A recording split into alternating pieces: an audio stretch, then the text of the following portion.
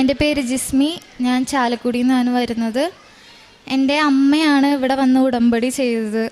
എനിക്കാണെങ്കിൽ ഞാൻ നേഴ്സായിട്ട് വർക്ക് ചെയ്യുകയാണ്. ഞാൻ OET പഠിക്കുന്ന സമയത്ത് എനിക്കാണെങ്കിൽ എക്സാമിന് അപ്പിയർ ചെയ്യാനായിട്ട് ഭയങ്കര പേടിയാണ്. ഭയങ്കര ടെൻഷനും അതുപോലെ തന്നെ ഭയങ്കര ഒരു കോൺഫിഡൻസും ഇല്ല എനിക്ക്. അപ്പോൾ ഞങ്ങൾ മാതാവിൻ്റെ അടുത്ത് ഭയങ്കരമായിട്ട് പ്രാർത്ഥിക്കുമായിരുന്നു. പഠിക്കുന്ന സമയത്തായാലും സ്കോർ കയറാനൊക്കെ ഭയങ്കര ബുദ്ധിമുട്ടായിരുന്നു. അതുപോലെ തന്നെ പ്രത്യേകിച്ച് റീഡിങ്ങിലും ലിസണിങ്ങിനൊക്കെ എനിക്ക് ഒട്ടും സ്കോർ കയറില്ലായിരുന്നു. ഈവൻ ഒരു സ്പീക്കിങ് പോലും എനിക്ക് മര്യാദയ്ക്ക് ചെയ്യാൻ പറ്റുമായിരുന്നില്ല. പക്ഷെ എക്സാമിൻ്റെ അന്ന് ഞാൻ പോകുന്ന സമയത്ത് മാതാവിൻ്റെ കാശുരൂപവും അതുപോലെ തന്നെ ഉപ്പും കയ്യിലെടുത്തിട്ടുണ്ടായിരുന്നു. നന്നായിട്ട് പ്രാർത്ഥിച്ചിട്ടാണ് പോയത്. എക്സാം ഹാളിൽ ചെന്നപ്പോൾ തൊട്ട് ഭയങ്കര ഒരു പോസിറ്റീവായിട്ടൊരു എനർജി എനിക്ക് കിട്ടിയത്.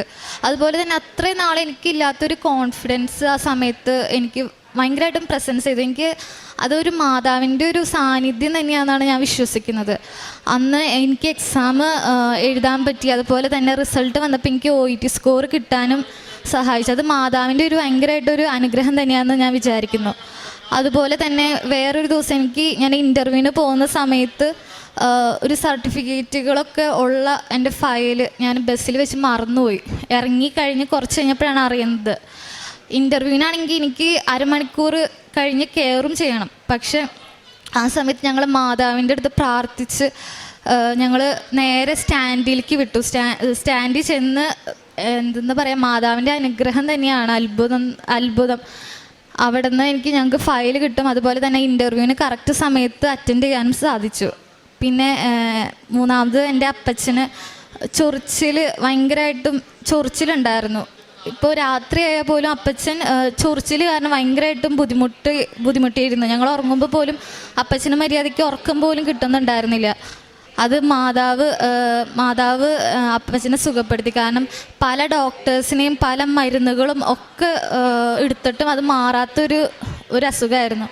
അത് മാതാവ് അപ്പച്ചനെ തൊട്ട് സൗഖ്യപ്പെടുത്തി.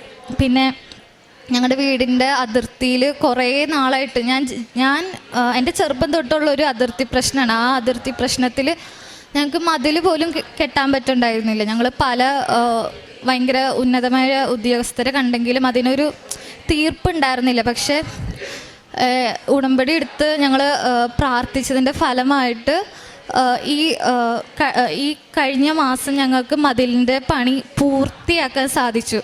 ഇത്രയും ഒരു അനുഗ്രഹം തന്ന മാതാവിനെ 1000 നന്ദി പറയുന്നു. കാരുണ്യപ്രവൃത്തികൾ ഞങ്ങൾ വൃദ്ധസദനത്തിൽ പോയി അമ്മമാരെ കാണാനും അതുപോലെ തന്നെ രോഗികളെ സന്ദർശിച്ച് ഞങ്ങളെ കൊണ്ട് പറ്റുന്ന രീതിയിലൊക്കെ ഞങ്ങൾ സന്ദർശിക്കാനും അവരെ സഹായിക്കാനൊക്കെ ശ്രമിക്കും.